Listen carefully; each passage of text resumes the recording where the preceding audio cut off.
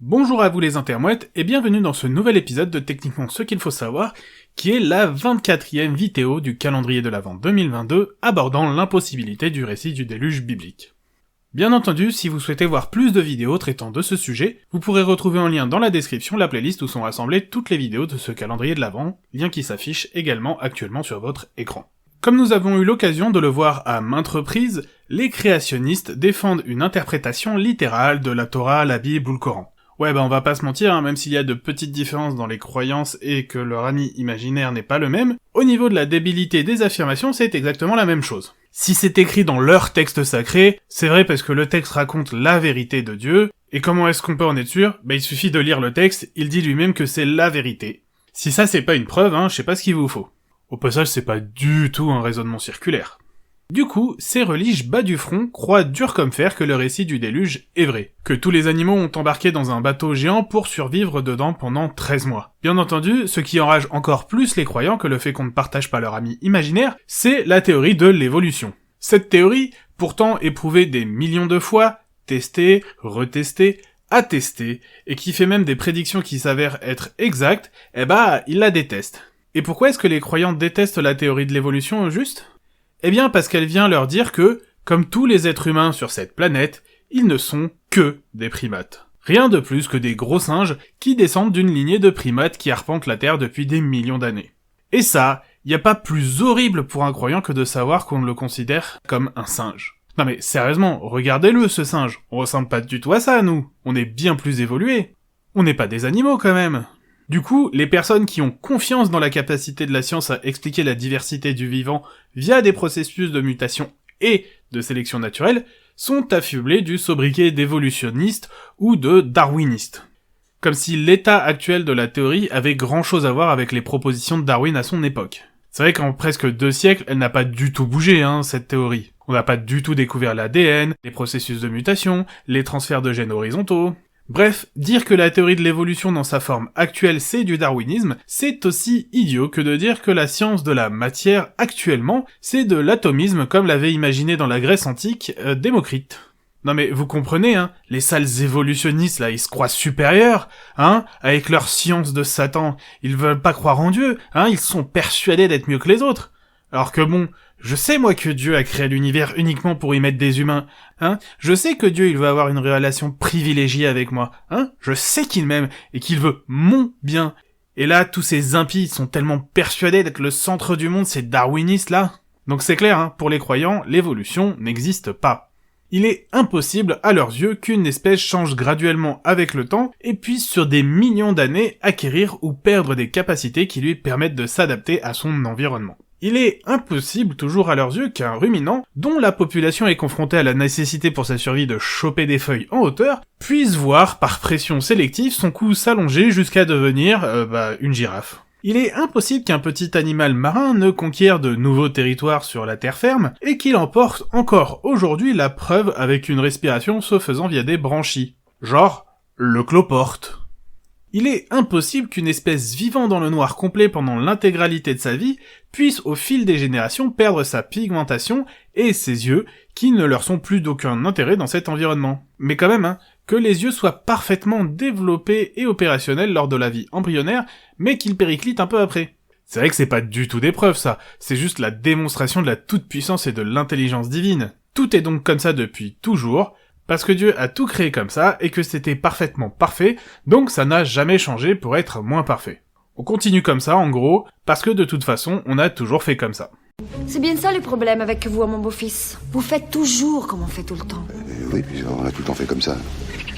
Enfin bref, je m'égare. Le souci, c'est que le texte a été rédigé par des personnes ignorantes il y a plusieurs millénaires de ça. Du coup, ces personnes ignorantes ignoraient de fait toute la diversité du monde dans lequel elles vivaient et n'avaient pas le plus petit début d'indice de l'immensité de celui-ci. Et comme on l'a vu, l'arche était, logiquement, du coup, beaucoup trop petite pour emporter des dizaines de millions d'espèces vivant actuellement ou à leur époque, ça va pas beaucoup changer, ou même des dizaines ou centaines de milliards qui ont arpenté le sol de notre gros caillou depuis qu'il existe.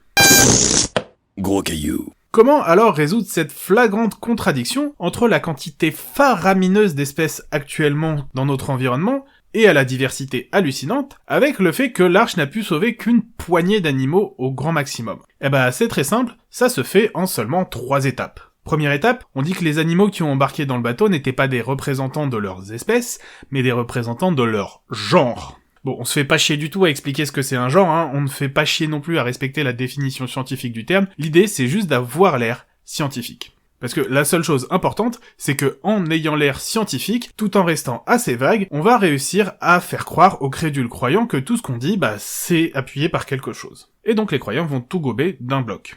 Du coup, dans l'Arche, il y a le genre des félins, qui représente les chats, les lions et les tigres, le genre canin pour les chiens, les loups, les renards. Il y a aussi le genre des oiseaux, là, avec tous les gros animaux qui volent, les oiseaux et les chauves-souris. Il y a aussi le genre des poissons, avec tout ce qui nage, les poissons, les méduses, les seiches, les baleines. Enfin non, eux on les a pas pris, hein. Bref, de quoi faire quand même bien marrer les enfants de 6 ans qui auraient déjà eu l'occasion d'avoir 2-3 petites notions de base sur le vivant après une visite au zoo. Deuxième étape, on fait embarquer des représentants de tous ces genres-là qui existent dans l'Arche pour les sauver.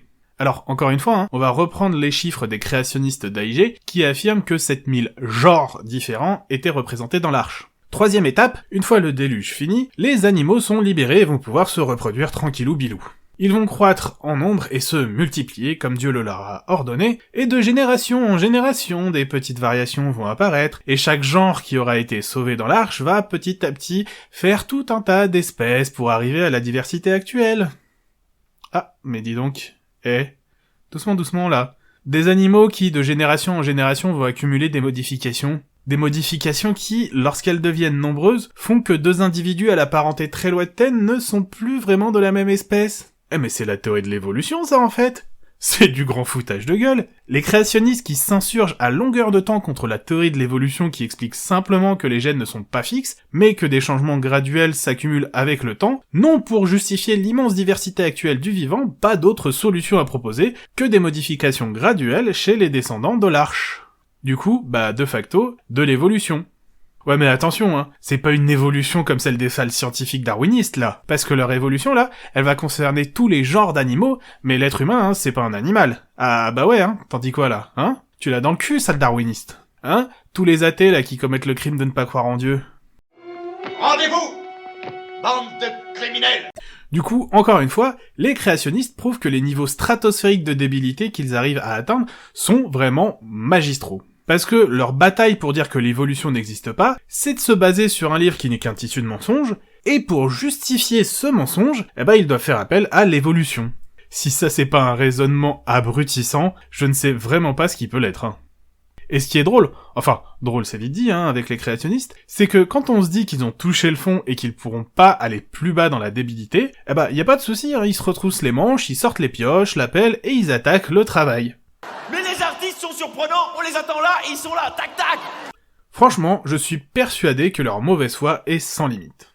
Techniquement, ce qu'il faut savoir, c'est que les créationnistes font la guerre à la théorie de l'évolution. Parce qu'à leurs yeux, leur livre sacré étant la vérité vraie, véritable et absolue, toutes les espèces ont donc été créées exactement comme elles doivent l'être lors de la création du monde par Dieu. Et ça n'a pas bougé depuis. Mais également, parce que commencer à accepter la théorie de l'évolution, c'est accepter que nous autres, pauvres humains, ne sommes pas le haut de l'échelle du vivant.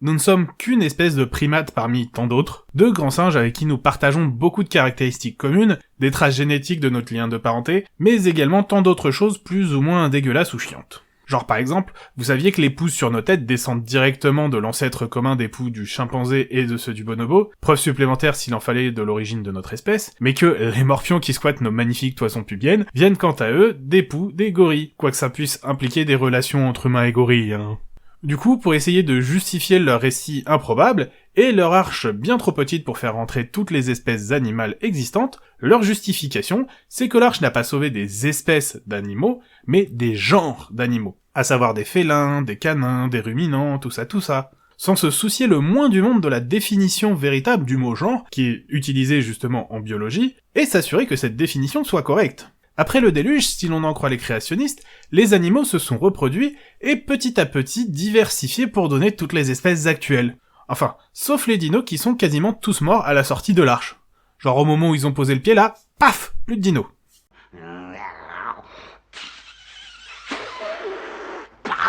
Du coup, oui, c'est idiot, et même plus qu'idiot, parce que pour justifier la diversité actuelle dans le monde du vivant, les créationnistes invoquent l'évolution qu'ils essayent de combattre. Enfin, attention, hein, c'est pas de l'évolution eux ce qu'ils font. Déjà, ça s'appelle pas comme ça. Mais surtout, les variations, d'après eux, ne se font qu'à l'intérieur d'un même genre. Par exemple, les félins ne vont donner que des félins, et rien d'autre. Pas comme chez les impies évolutionnistes qui vénèrent Darwin, là. Mais le souci, c'est que quand on s'intéresse un petit peu au genre dans son sens biologique, on voit que c'est extrêmement diversifié. Alors déjà, oubliez le genre des félins, ça n'existe pas. Le genre, c'est celui des féliformes, donc les animaux qui ont une forme féline. Et ça va contenir les félidés, donc effectivement chat, tigre, lynx, lion, guépard, ocelot, tout ça. Mais ça va comprendre aussi les hyénidés, donc les hyènes, les herpestidés, à savoir les mangoustes ou les suricates, mais aussi les vivéridés, comme les civettes, les genettes ou encore le binturong. Donc ouais, hein, un genre, c'est un putain de niveau de diversité quand même. Et vous savez ce qui est le plus drôle ? On a environ 290 000 genres différents en biologie pour classer les animaux. Et ça, justement, c'est uniquement dans le règne animal. Imaginez un petit peu ce que ça va donner chez les végétaux. Donc clairement, leur modification au sein d'un même genre, c'est tout bonnement impossible. Parce que quand même, d'après eux, on part avec 7000 genres, donc ça veut dire qu'il faut en créer plein de nouveaux pour arriver à quasiment 300 000 aujourd'hui. Au final, pour justifier la diversité, les créationnistes qui détestent l'évolution vont pourtant faire appel à cette dernière.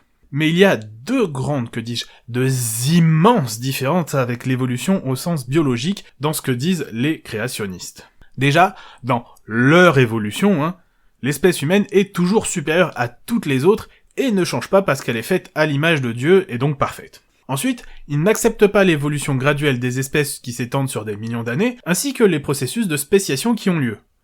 Par contre, invoquer une évolution ultra rapide, qui peut s'effectuer en seulement 5000 ans, là, non, ça va, y a pas de problème. Genre une évolution sous stéroïdes, dopée au meilleur pot belge, qui en 5000 ans transforme 7000 couples de reproducteurs en 12 millions d'espèces, là, y a strictement aucun problème. C'est vraiment très intéressant de voir à quel point les croyants arrivent à s'aveugler et à se mentir à eux-mêmes pour continuer à croire leurs propres mensonges. Quoi qu'il en soit, avec cet épisode, je clôt cette énumération des preuves de l'impossibilité du récit du déluge. C'était vraiment très intéressant. Bien entendu, j'aurais pu continuer longtemps, parce que on n'a pas parlé des problèmes comme l'éclairage à la bougie dans l'arche, ou les tempêtes monstrueuses qui seraient générées par une terre recouverte d'eau, ou les explications de certaines sectes que l'eau est arrivée suite à des geysers géants, ou que justement ces geysers ont entraîné une période de glaciation, ou que l'eau est venue grâce à une comète. Bref, si vous l'avez compris, les preuves que ce récit est tout bonnement impossible sont innombrables. Et très honnêtement, je pourrais ouvrir une chaîne rien que pour ça et sortir une vidéo par semaine et continuer à toujours avoir quelque chose à dire dans 10 ans. Du coup, j'arrête de tirer sur l'ambulance, je laisse les croyants continuer à se tirer des balles dans le pied, après tout c'est pas comme s'ils se débrouillaient très bien pour ça sans mon aide. Avant de vous laisser, je tiens à vous souhaiter un très bon Noël si vous le fêtez, et j'espère qu'il sera avec plein de pâtes, plein de pesos et surtout plein de nouilles. Je vous souhaite donc un excellent Noël si vous fêtez Noël, et je vous dis...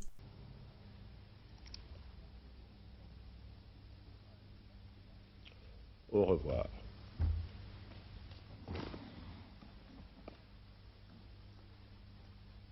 Voilà, c'est la fin de ce 24e épisode de Techniquement ce qu'il faut savoir du calendrier de l'Avent 2022 abordant l'impossibilité du récit biblique du déluge. Comme d'habitude, je vous invite à partager la vidéo, à la commenter, mais également à la liker afin d'améliorer le référencement de la chaîne. Vous avez également la possibilité de me suivre sur les réseaux sociaux où vous serez informé des épisodes à venir, et vous pouvez également me proposer des sujets que vous aimeriez voir traités ici. Bien sûr, si ce n'est pas déjà fait, je vous invite à vous abonner et à cliquer sur la cloche afin d'être informé des nouvelles vidéos et de ne rien rater de l'actualité de la chaîne. Je vous dis en tout cas à bientôt pour un nouvel épisode de Techniquement ce qu'il faut savoir.